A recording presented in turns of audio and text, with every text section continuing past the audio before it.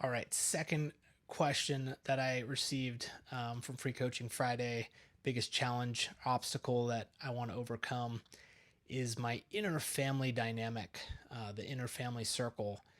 I want to do all these things that are outside the normal, and my family is pulling me in saying, no, you got to follow the normal path. That's too dangerous. It's too risky. Just do the normal thing.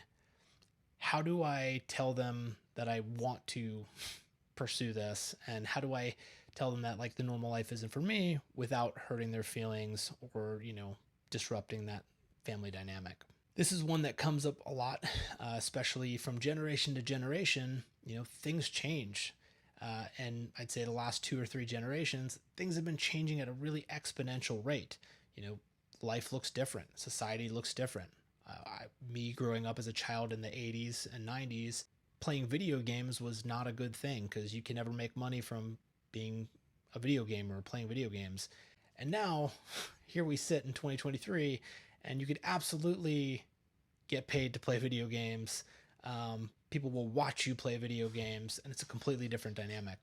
That's just one little example. There's millions more of things that have changed that are just not the norm from what your parents or grandparents grew up with. And if you take into like different cultural considerations as well, it could even be not just a generational thing, but a cultural thing. First off, it's really important to know that your family loves you and they're doing this because they care about you. Where the conflict comes in is they're doing it from a place of fear, not love. So even though they do love you, they're doing it from a fear-based position. And that's why it feels awkward, it feels icky, that's why it's really intense. If they're doing it from a true place of love, it would feel very comforting and it'd be a very easy conversation for both sides. But because it's coming from a place of fear, the best thing to do is not react with fear, which most people do, and they kind of fight back and they argue and they kind of distress the family relations.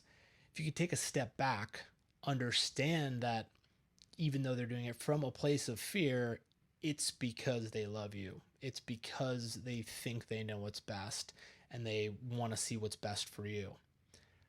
Obviously, they're not you. They can't see what you see. They don't have the desire and drive and heart that you have in the way that you have it. And having the conversation with them, hearing them first, and letting them know that they are heard. Thank you so much. I really appreciate how much you love and care about me and how much you really want to see me succeed. And I understand that these are your concerns, and I'd like to express why I'm really passionate about this other path. And perhaps you can understand and see where I'm coming from. And just starting the conversation like that. Validating someone and letting them know that they're heard and acknowledged and understood is huge in terms of not hurting people's feelings, de-escalating a situation. 9 times out of 10, people just want to be heard. They just want to know that you heard them, that it didn't fall on deaf ears. And then from there, you're going to open up this pathway to have this conversation.